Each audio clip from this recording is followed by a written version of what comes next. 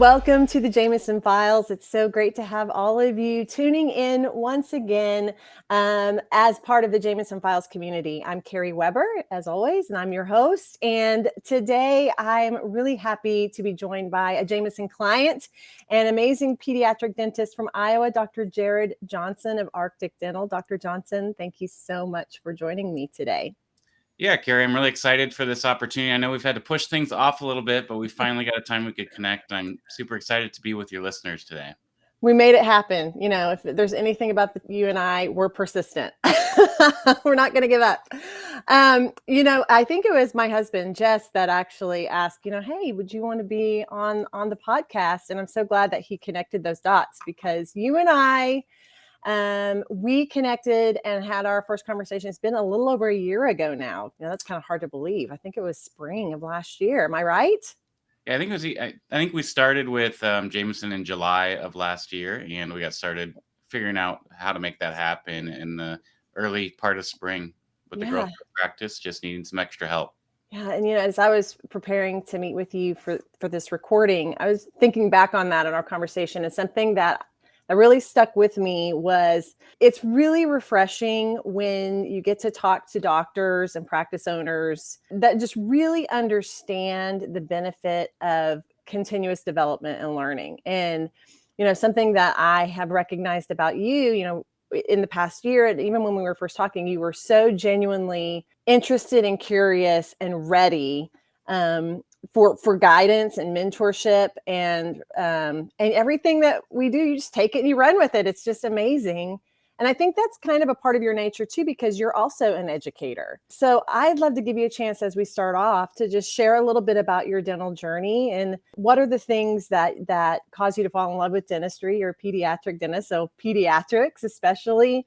And what is it that really drives you from that educational and continuous learning side of things? Would that be all right? Yeah, so both my parents are dentists and my uncle is a dentist. They're all retired now, but they really got me involved in dentistry early, and it was a big part of my growth as a kid. I would go to all the dental conferences with them on trips. Same. It was just an exciting time to learn about. And then in high school, I really enjoyed. I always made a point to take one art class, even though I was very strong with my science and my math. I made a point to take that class every semester, and I really enjoyed working with my hands. So they kind of fit together. Ended up applying to dental school and got into that and was interested in pediatrics. And I wasn't sure if I could deal with these like really little kids because, behavior can be one of the most challenging parts of pediatric dentistry.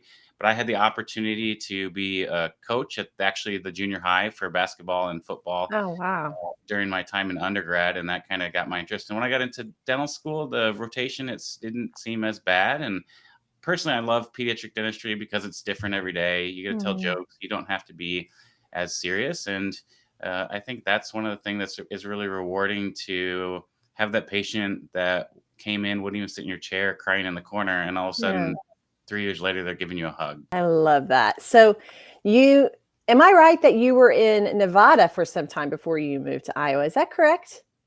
Yeah, so I had the opportunity to go down to UNLV in Las Vegas and train there. It was a great experience. I loved it. We didn't have any other residency programs, so we just had ortho. So all the kids, whether they came in with an impacted tooth or they came in with a need for a root canal, we had that opportunity if we wanted to take it. And I got a great experience. And one of the things that I learned down there was taught by Dr. Ron Lemon. It's something with vital pulp therapy. It's one of my passions, but it wasn't something that was as mainstream as it is today. And that's really what got me 10 years ago into education. I did my first webinar on Dental Town. Through that, I've had other opportunities. I now own my own CE company.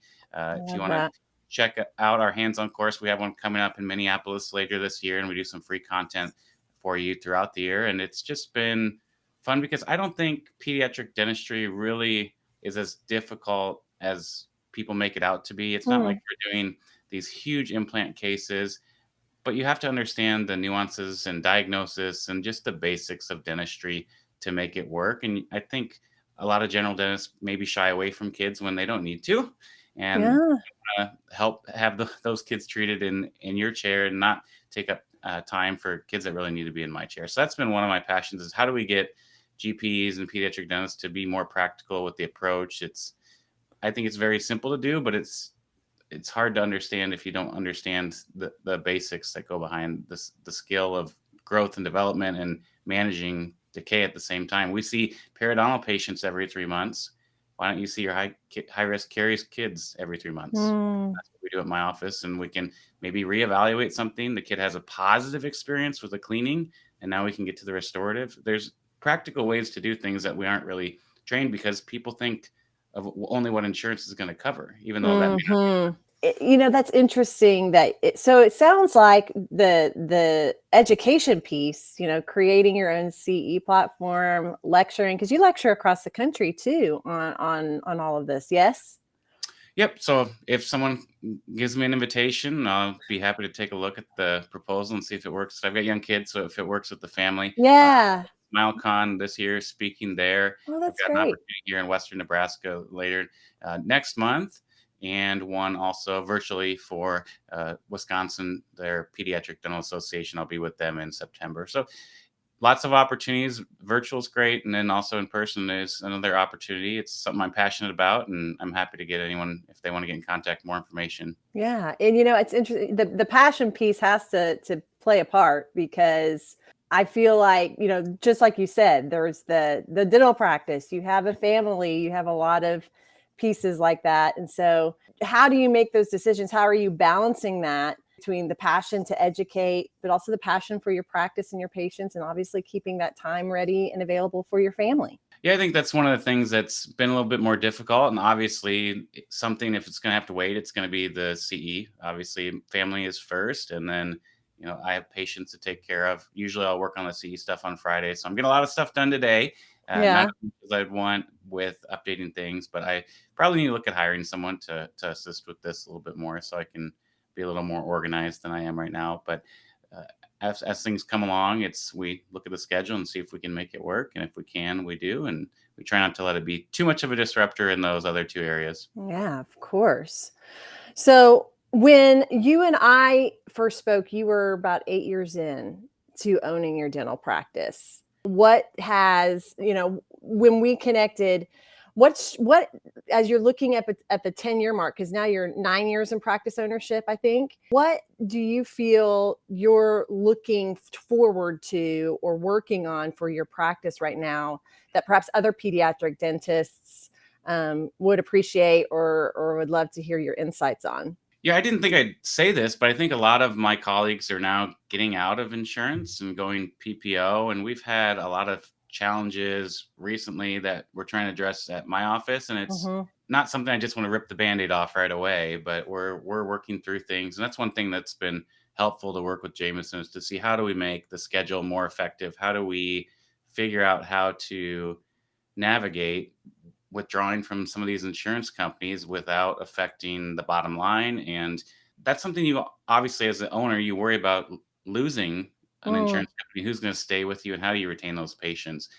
So some of those things are things I think people right now are very aware of. I see a yes. post on Instagram about dropping Delta almost every day, and the world has changed a little bit with COVID and the inflation and insurance. And I think Yes. a lot of people are finally moving away from it. And I think there's a right way to do it to be successful, but you got to have some help to hold your hand along the way, because we didn't go to school to learn how to communicate on dropping insurance. You Yeah, learn chemistry.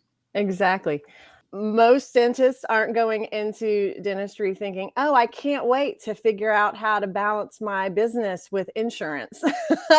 And, I'm sure it comes, the insurance piece, because I remember talking to you about this when we first connected and we first started with you.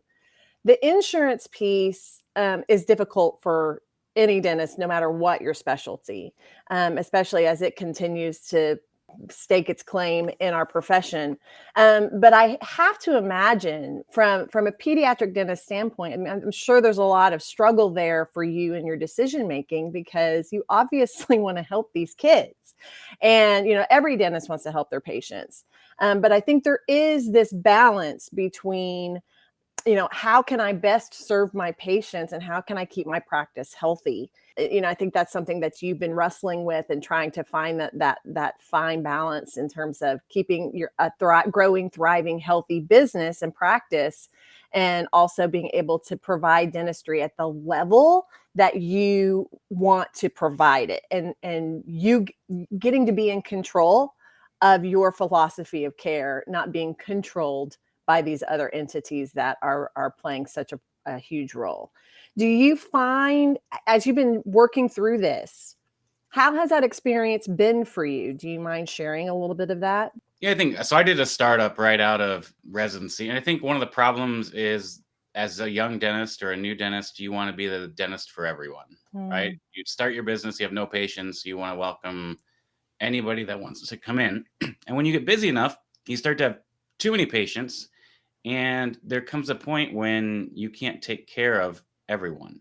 Yes. And you have to realize that at that point, that taking on so much, you're doing a disservice to your patients, because let's say they come into you with a toothache and you do the diagnosis, the limited exam, and now all of a sudden you book them 4 months later.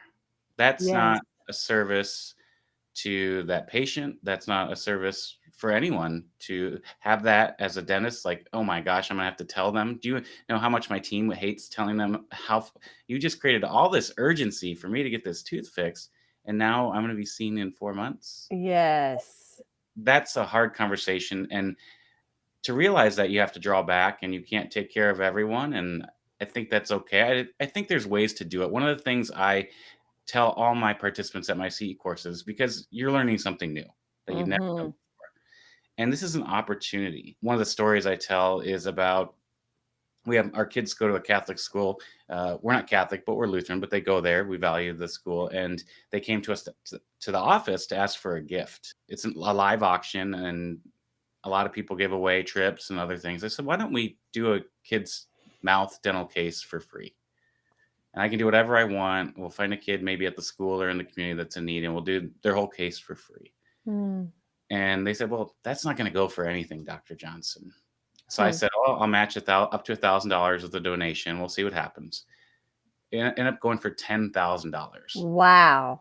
And I got to do, we don't have a lot of kids that do all zirconia. So I got to do my first full mouth of zirconia for that kid for free, the Sprig Easy Crowns. And what a great service. What a great story. And I got to learn something new. So if you want to learn something new at your practice and you want to help someone out, there's great ways you can partner with this. I spoke to a group of endodontists. I said, why don't you go do a root canal for someone that's underserved for free?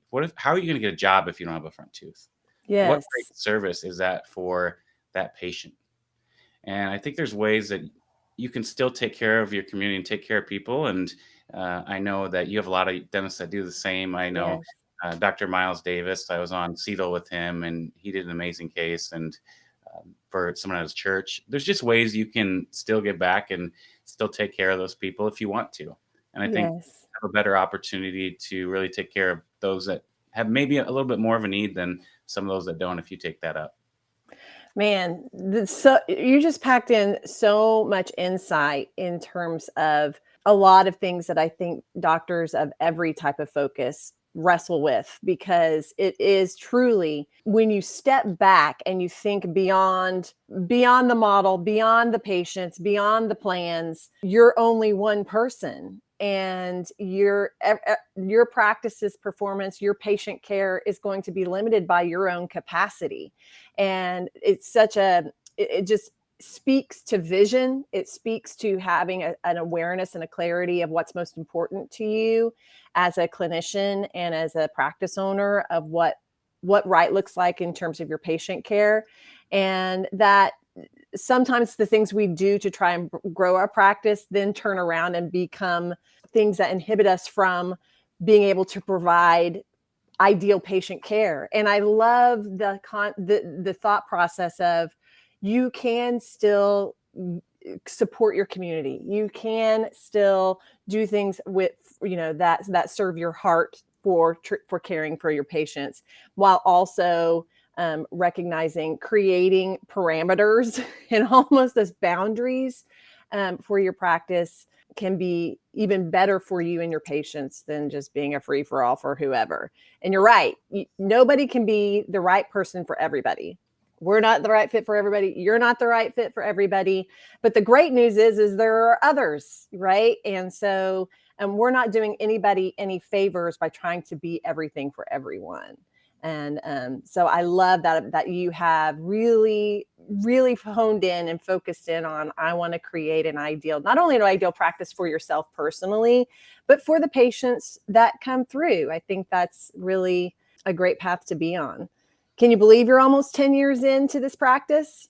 It doesn't seem like it's gone quickly. It doesn't seem like it's been 10 years, but I think that's one of the things I really enjoy is just creation and being a creator and building things is what's really been a passion of mine. And it's fun to see the practice grow and try to keep up. And with the changes, there's always going to be challenges. We're going through a little bit of a challenging time now. And I think when I look back, we've always been successful no matter what the challenges have been thrown at us. And I think resiliency is something we need to look at too as practice owners and dentists, is that we're going to get through things, and you've survived your worst days. So yes.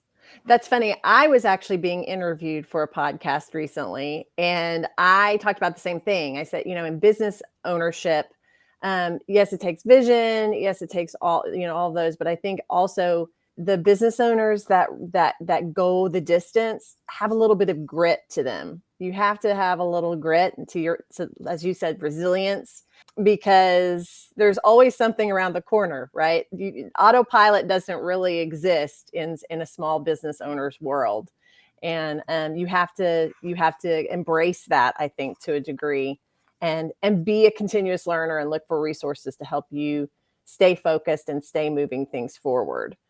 So when you think about, because you come across, you have a lot of dental peers that are coming to your classes that I'm sure you engage in on a regular basis. So for you spend a lot of time when you're lecturing with your pediatric dental peers, and you are very connected with a lot in the profession. So as you think to the future, what are some things that you would encourage other pediatric dentists to look forward to or look toward for their practices or for the future of your specialty? I think some of the most popular ones right now are probably with tongue ties and airway, that I see a lot of people heading down that road. For me, I'm still kind of on the therapeutic. I know SDF came around when I was graduating residency, and oh my gosh, Carrie, I thought cavities are going to be gone. We're going to have no more tooth decay. I have $400,000 worth of student loans, and I'm not going to be able to repay this. And well, that's not the case. There's plenty of work out there, but I'm excited with therapeutics. I see a lot of things coming onto the market, and I know the ADA is coming out with some new salivary testing. But how do we match? We have those patients that come in, they're asked like, well, why do I always get cavities? Why do I always have new stuff? I brush twice a day. I eat healthy. And I think so with this testing and then matching that with the therapeutic, the probiotics that are out there, the POVI1 from Advantage Arrest that's available now, all these things are tools, but we don't really have the research to know what's going to be best for which patient. And for me, the reason I'm excited about it is because if we can prevent a cavity that I don't have to work on, we can avoid the sedation, we can avoid a difficult experience with a young child, and that's going to be less stressful on everyone, I think, on the parent, on me, and on the kid. So I'm excited to see where that will go with the research, with the therapeutics out there. Add xylitol in and arginine. I know that's something that has been shown, and even with some of the new research that was just in JADA earlier this month, they're showing the shift of the pH with arginine being the key role in that mechanism of action for the SDF study. So I think those things are exciting, and it may not be something that is clinically impressive, but I think it's something we should be aware of as clinicians when we're trying to reduce our stress at the office. Yes. Well, I love it. I love anything that's proactive and preventive. And I think there's a lot of parents out there that are looking for that kind of care for their kids. And as we all know, the primary goal of pediatric dentistry is to create really engaged and good adult patients too, to help them have positive experiences and healthy healthy relationship with their oral care. And, I think the approaches that you're taking and the passion that you're bringing to the forefront speaks to that. And I think that that's something that a lot of other doctors can connect with you on, is how do I become a proactive, preventive resource for my patients, to create not only healthy patients today, but that they will be healthy patients in the future. That's the goal, right? Great healthy smiles for a lifetime. Yeah, that's one of the things like we looked at when we were looking at my schedule and how far out things were. What are some things that we can do? We sat down with Becky from Jameson and we got our whiteboard out and we broke into groups and we said, hey, what are things we can do to reduce the stress of our operative load? Good or bad ideas, right? Right. Whatever it was, all of our team wrote it down, and then we got together in a meeting and we went through and said why one would or wouldn't work. And one of the things that really came out of it was we're not doing a lot of sealants because I don't have the time. So we're going to switch to recommending more sealants and getting those on the schedule. So we're not having that tooth needing to occlude a lesion and then take up an operative time with these high risk kids. And we're not recommending prevention as much. So we came up with a plan at the office. I was selling the Just Right toothpaste, which is a 1.1% sodium fluoride prescription toothpaste at cost. I doubled the cost of that. And I said, hey, for every tube that this team sells at the end of the month, we're going to take $10 per tube and we're going to break that up between everyone. And they got a nice check at the end of the first month. And we did a lot for our patients. We've actually had patients that are coming back now. They're saying, oh, I didn't have any cavities. Can I get another tube of that toothpaste? I love that. A great way to reduce the work in the operative schedule. It's a huge benefit for your patient because they're not having new work to do. So they love that. And then also they're leaving with the product. And a lot of dentists will feel guilty for selling to their office, and you shouldn't, because if you write a prescription, less than half of those ever get picked up. The benefit is it's for everyone, for the patient, for your team, and for you to have less stress on your operative schedule, which is great. I know I don't make as much money doing that, but I feel a lot better and I'm not stressed, and there's plenty of other work to go around to fill in the rest of the schedule. Well, I think, there's something to be said about feeling a lot better and not as stressed. Absolutely. There's a lot of value behind that, right? Sometimes success doesn't have a dollar sign by it. Sometimes your success is, I have balance. my chest doesn't feel as heavy at the end of the day or at the start of a day, right? And I think you're making great strides, and you and your team are making some great decisions to try and figure out, how do we honor your vision? How do we honor these patients? And how do we create a practice that can, sustain over time, help you achieve your goals, but also be something that you can be proud of when you look back. And I think that's a beautiful thing, while you're also, not only contributing to your community with a practice such as yours, but you're also contributing to the dental community through your education. And so for that, I think we should all be grateful that you take the time and the energy to do so. So SmileCon this fall, yes? Yep, we'll be in New Orleans, so that'll be a wonderful meeting. I've never been to Louisiana, so I'm excited to go down there and enjoy SmileCon. There's a few other exciting things that will be going on at the meeting with surprise and delight that I can't share with you, but be some fun things if you haven't been out to SmileCon. Okay, great. So those of you planning on going to ADA SmileCon this year, I would really recommend that you find Dr. Johnson and his course or courses, and look for him on the horizon in upcoming meetings and through his CE. So Dr. Johnson, any way that people can reach you or find out more about your schedule or your CE opportunities? Yeah, probably the best way is to follow me on Instagram, Dr. Double J's, the Practical Pediatric Dentist. That's probably the best way to reach out. If you want to go to the website, pediatricdentalce.com. That's another way you can access some free courses online and look for the webinars that are coming up. And then I'm super excited again at SmileCon. We're going to be sharing some of the tips that I've learned for wellness, talking about how you structure your practice so you can reduce your anxiety and stress. And there are some key fundamental things that we've actually worked through with the FDI, and then also implementing that with Jameson. Becky's been really helpful. Just one example I'll share with you is we were at the point where we have a full day scheduled. I have 50 to 60 patients and we have an emergency call. And now we got to find a way to put them. So instead of slamming that onto our day, we already have a blocked out time that can't be filled until the day before. So the emergency calls, you're not adding on an additional patient. You've already reserved a spot for them. And that just reduces your stress. So just some examples like that. But we'll walk through that toolkit that the FDI has on stressors on your dental team as well, and kind of come up with some ideas for resilience, because it's something that I've really been working on. I know being in dentistry has not been easy lately. And I think we can, if we look at the situation and analyze it, we can make it easier to do. And I'm just excited to share.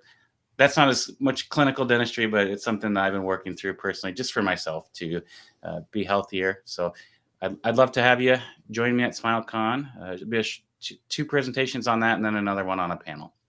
Well, I think that sounds amazing. So I would highly encourage that all of you do. I know a lot of dentists that need that type of support and that type of help. So, Dr. Johnson, I just want to, you know, how grateful I am for you spending some time with me on this podcast, and how grateful I am for the connection that we have and for our work together and for what you contribute to the profession. So thank you for being with us today. Yeah, thanks for having me on, and I hope everyone enjoyed the show today. And thanks to all of you for joining us on another episode. I hope that you'll, find Dr. Johnson's information online, find him on Instagram. And until next time, be well, and we'll see you soon. Thank you for joining us on this episode of the Jameson Files. Visit us online at jmsn.com. You can subscribe to this podcast on iTunes, Google Play Music, or Spotify. See you next time.